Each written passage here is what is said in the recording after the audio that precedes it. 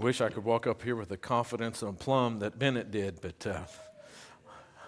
I'm not that handsome. Man, that was amazing. Come and let us go unto the house, or the mountain of the Lord, unto the house of the God of Jacob, that he may teach us his ways, and that we may walk in his paths. This morning I welcome you to the mountain of God, and I hope that your hearts and your minds are opened to hear his teaching, so that we may then walk in his paths. That's what we're about. That's our goal this year. And if you're visiting with us this morning, we want you to know that you're welcome and wanted right here at the Baker Heights Church of Christ. If you haven't done so, I would invite you to scan that QR code in the back of the pew in front of you there. It'll just bring up a connection card. We might have a record of your attendance, but also that we might be able to connect with you. Let you know what's going on in Baker Heights. We won't inundate you with a bunch of emails and contacts or anything like that, but we do want you to know what's happening here for events that are coming up, that you might be able to join us in those moments and those opportunities. And so if you would take out your phone, just scan that QR code in the back of the pew in front of you there, and you can do that at any time during the service. Once God had made a promise. He said in Jeremiah 31 and verse 34, no longer shall each one, I'll get this right, no longer shall each one teach his neighbor and each his brother, saying, know the Lord, for they shall know me. From the least of them to the greatest, declares the Lord. For I will forgive their iniquities, and I will remember their sin no more. What a wonderful promise this is. God looking down from Jeremiah to the time of the age of Christ, and he says during that time they will not say to each one, know the Lord, because they will all know me. Not long after this, God would give this warning of where Jesus is coming back, and with his angels in flaming fire, he is inflicting vengeance on those that do not know God and those who do not obey the gospel of our Lord Jesus Christ. And so there's this great promise. You're not going to have to be told, know the Lord. They will all know me. But he's taking vengeance on those that do not know God. We read those two verses together, and I think there becomes a very real and urgent desire, a sense that we need to know God, to draw close to him, to walk in relationship with him. That's where we want to be, but too often it just doesn't come to fruition. It escapes us on exactly how we come to know God. I mean, how can we, in our unholiness, come to know a holy God? How can we in our weak and sinfulness know the righteous and sinless God? How can we in our finite understanding of the world and all that is around us comprehend the infinite God, to understand who he is? Those are some weighty questions. Those are questions that need to be answered. And how is it fair that a God who is so vastly different from us, so other than us, would inflict vengeance on us because we do not know him? And maybe we contemplate that, or we wonder that, or we see that, and maybe we're a little fear in our hearts. It boils down to really the question, how do we get to know God, or how do we know God? Or I think probably the bigger question is, how do we know that we know God? Right? He has promised, you can know me, so I know it's possible. And he says that in that day, people aren't going to have to tell you to know God, because you will know God. I take confidence in that, and then I have a little fear in knowing that it is a fearful thing to fall in the hands of a living God, that he's bringing vengeance on those that don't know him. How can I know him? But more importantly, not just how can I do it, but how do I know that I know God?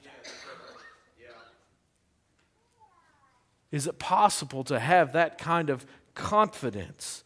We hear a lot of ideas and subjective answers. I know God because I feel it here in my heart. One of my favorite songs, I Serve a Risen Savior. There's a line in there in the chorus. You ask me how I know He lives? He lives in my heart. I hate that line. Yeah. It's not that subjective. You ask me where I know He lives in my heart. I'm good with that. But I don't know He lives because it's in my heart. It's not a heartfelt feeling. Or we hear people say, well, I know that I know God because I feel God all around me. Or I know that I know God because I come to church.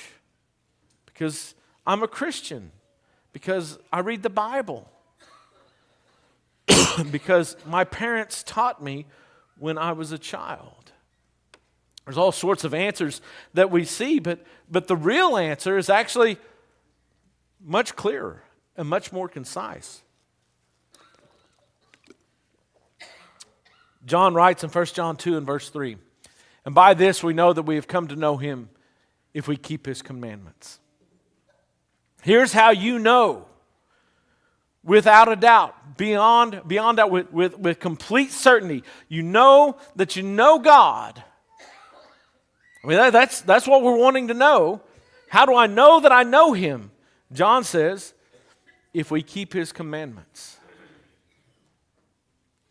By this, the phrase in the Greek is actually indicating to us that He is going to answer the question that He poses. By this, we know that we have come to know Him. Here's how you do it. And notice this idea of coming to know Him. John is writing at a time when not only is Christianity a fledgling religion, but they are surrounded by many of the old Roman and Greek mythology, those characters, and the mystic religions of wanting to know God. And people wanted, even outside of Christianity, they wanted to know the divine. If they could be connected to the divine, if they could teach for the divine, then that was, in the old world, that was a very lucrative business. Because I could bring students to me, I could bring disciples to me, and I could tell them about my relationship with God and what I know about God. And so it was almost a traded commodity to have this connection with God. But John is going beyond this idea of a traded commodity. He's actually talking about a real connection with the divine, with God Himself, and how that is going to impact our lives. You see, for the teachers of the mystic religions, it often didn't impact their lives. It was just about knowing God and having this mystical relationship with the God. But for John, for Paul, for Jesus, knowing God it changed who we were. It caused behavioral changes in our lives. There was a high price then on this idea of coming to know Him. But for John, it's beyond that. It's really, it's about fellowship with God. John writes this book. He says that, I'm writing this, that that which we have seen and heard, we proclaim also to you, so that you may have fellowship with us. And indeed, our fellowship is with the Father and with His Son, Jesus Christ. 1 John 1, verse 3 and 4. Look, he says, this is why we're here, so that you may have fellowship with us. And our fellowship is with the Father. And she says that's the intimacy. That's the knowing between God and man. The intimacy that is there because we walk with Him. As we saw earlier in Jeremiah 31, no longer shall they be taught each one to know God. This was a promise of the coming age, the new age, and it was a promise also of the forgiveness of sins. They shall know me, all of them, from the least of them to the greatest of them, for I will forgive their iniquity and I will remember their sin no more. You see, knowing God was about fellowship with Him. Knowing God was about the forgiveness of our sins. So John connects knowing God directly with keeping His commandments.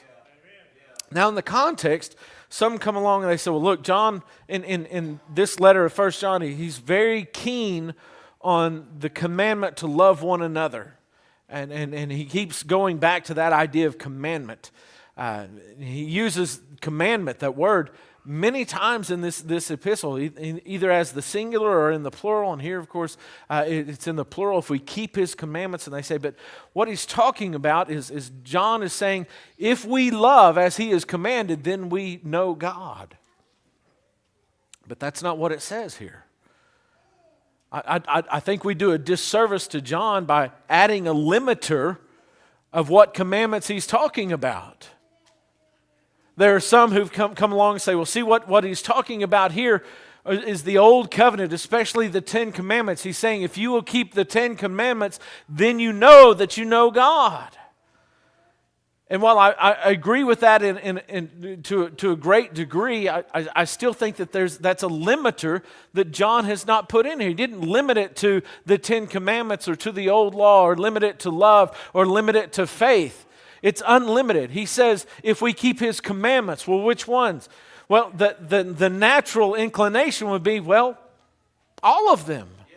Right? It would be all of them. Others, I think the lack of a limiter here is simply suggesting that knowing God is based upon keeping God's commandments of any epoch or any kind. The old law, the new law, ritual law, ceremonial, moral law, positive law, whatever law God has given, that's what we are going to follow. Now, obviously, we're talking about them in their context and where they would apply to us. We don't receive today the commandments that God gave to Noah to build an ark. We have to keep them in their context. But what God has given to us, that's what we follow. But then that brings up an important question: how in the world does keeping commandments allow us to know God? And the answer, I think, goes to the very value of law itself. There is a history of legalism in Christianity. I don't want to limit that to just the church. I want to say there's a history of legalism in Christianity. In 1645, a guy named Edward Fisher coined the term or used the term legalism, and he referred it to one who bringeth the law into the case of justification. That is, when you bring the law, and you're talking about justification, and you bring in law, and I think he means this idea of any law that God has given to us. When you bring law into the case of justification, legalism today, as we understand it, refers to actions of the law without embracing the intent and the purpose behind the law. And this was very common. You think, well, how can you do that? Well, it's about going through the motions of obeying without understanding what the law is even there for. And what John is telling us is the law is there for us to get to know God. That's the intent. That's the purpose behind the law itself, that we may know God. For example, we go back into the Old Testament in Amos chapter 4. He says, come to Bethel and transgress, to Gilgal and multiply transgressions. For bring your sacrifices every morning, your tithes every 3 days. Offer a sacrifice of thanksgiving of that which is leavened. Proclaim free will offerings. Publish them, for you love to do this, O people of Israel. Now, notice what he's saying. He says, come to these places where you are worshiping. You're offering sacrifices and tithes and thanksgiving offerings. But they're not the right kind. You're not doing what I want you to do. You're doing what you love to do, right? That's what he says. For you love to do. You're doing what you want, not what I want. You see, the whole point of the law was to get people to change their hearts and minds so they were doing what God wanted. What to me is the multitude of your sacrifices, says the Lord. I've had enough of burnt offerings of rams and the fat of well-fed beasts. I do not delight in the blood of bulls and lambs or of goats. He goes on to say, bring no more vain offerings, incense, and abomination to me, new moons and Sabbath, and the calling of convocations. I cannot endure your iniquity and solemn assemblies, your new moons and your appointed feast. My soul hates. They have become a burden to me. I am weary of bearing with them. Wash yourselves, make yourselves clean, remove the evil of your deeds from before my eyes. Cease to do evil and learn to do good. Seek justice. Correct oppression. Bring justice to the fatherless. Plead the widow's cause. Isaiah 12, or 1, verses 12 through 17. He says, I'm tired of you just going through the motions and bringing all these sacrifices and doing all these deeds according to the law, but leaving undone justice and the widow's cause and these other things. Your iniquity is, he says, I can't bear it. Get it out of my face. I don't want it anymore. Or when we go over to Micah 6, we know Micah 6 and verse 8 pretty well, but he begins the discussion. He says, what shall I come before the Lord? Bow myself before the God on high. Shall I come before him with burnt offerings? With calves of a year old? Then I would give it. Will the Lord be pleased with 1,000s of rams, with 10,000 rivers of oil? Then that's what I would give. Shall I give my firstborn for my transgression, the fruit of my body for the sin of my soul? Then that's what I'd get. If that would do it, I would give it. They would go through the motions of the law, legalism, without understanding the intent of the law. He has told you, old man, what is good. What does the Lord require of you? To do justice, to love kindness, to walk humbly with your God. The justice, kindness, and humility is what the law was supposed to bring us to.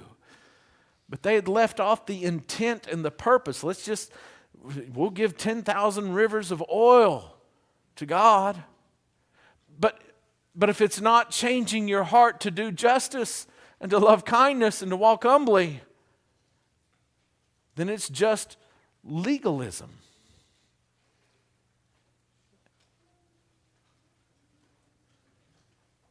Or he says in Matthew, our own Lord, woe to you scribes and Pharisees, you hypocrites!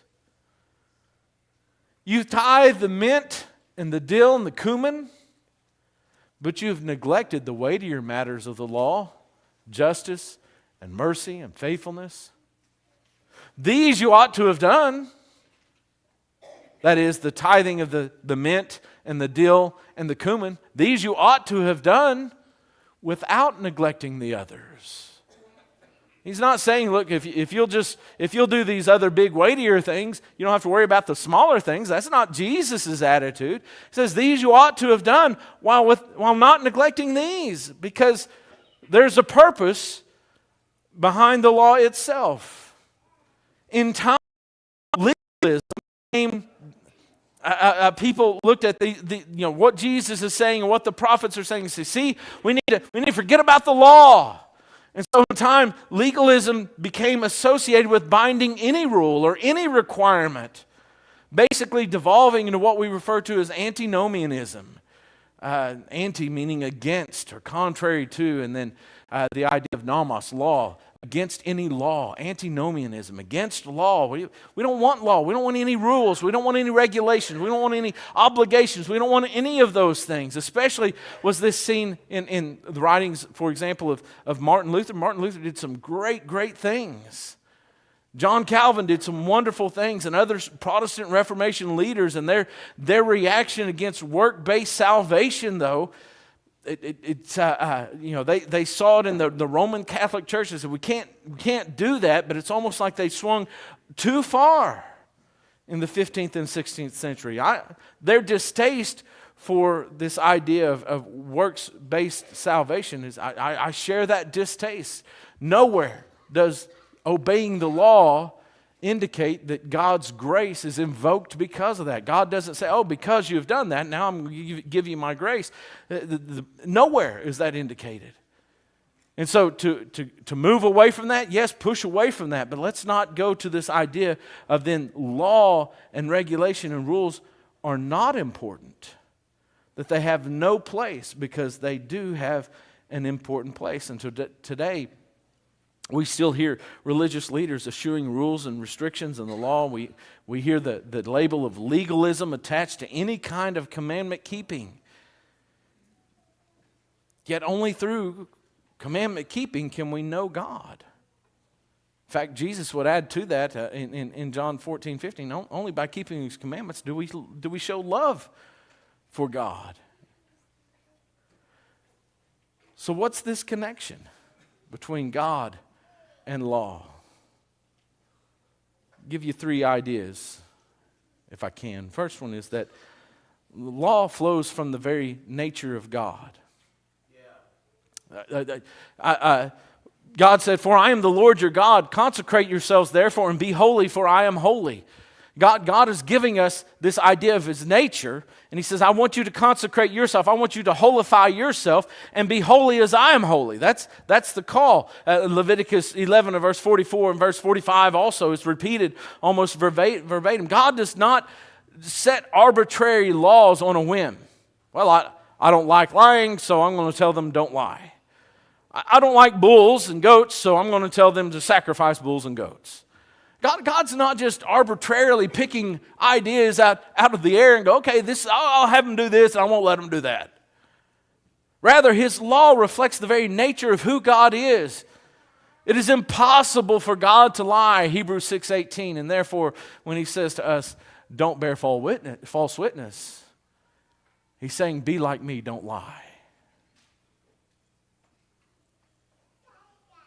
He doesn't murder, so when He says, do not murder, He's saying, be like me and don't murder. He is faithful, and so when He calls us to be faithful, He's calling us to be like Him. You see, law flows from the very nature of God. Every one of His commandments reveals something about the nature of God. That's the second point. Not only does it flow from God, it reveals to us something about God. Why does God not murder? Why does God not murder people?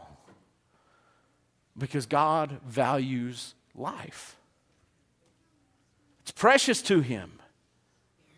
Oh yes, Sam, but then He also says that we're to kill the murderer. Why? Because that murderer, by definition, has taken life which was precious. And if he is not punished, then we're saying the life he took was not precious. We're letting him get away with taking something that was so precious to God. Why does He require sacrifices? It reveals to us the cost, the high cost of sin.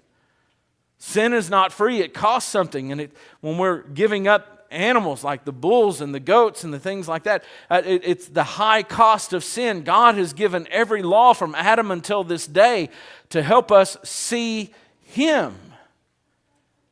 Because every positive or negative part about a law tells us something about the nature of God. Yeah. And then finally I would say law brings us to the nature. It brings us, our hearts, in line with the nature of God. When we understand the intent of the law, it isn't just behavioral changes, but heart change. Then we allow our hearts to be drawn closer and closer to God. How do we know God? We follow the law that He has given to us. And so as we spend time in the coming weeks examining the 10 Commandments from Mount Sinai, we're not merely interested in what behavior is required, but more importantly, we're looking at what each commandment reveals to us about God. Who is the one behind the words of the 10 Commandments? That's what we want to know. That's how we come to know Him. That's how we know that we have come to know Him. It's not just through practicing behavioral changes. It's about understanding where this law comes from, who gave it, and what it reveals to us about him, so that we have this intimacy between us and God. So what does this mean for us? I would simply say this: while keeping the law does not invoke God's grace, there is tremendous and eternal value in God's laws. And by keeping his commandments, we come to know him and to love him and to have fellowship with him. And our connection to God then passes directly through God's law and its purpose. This morning, if maybe you've not been concerned about the law of God, maybe you've been one of those who said, well, we don't have any requirements. There's nothing that God requires. There are requirements. There is a law. And it's not accidental. It's God's way for us to know him. This morning, if you need to obey the gospel and come to know him, know his forgiveness, know his grace, that opportunity is for you. But maybe you want to know more. Maybe you just need prayers. Maybe you want to identify with the church here. There's an invitation song we're about to sing. And if you'll come to the front and let us know what your needs are, we'll try to serve to the best of our ability. If you'll come while we stand and while we sing.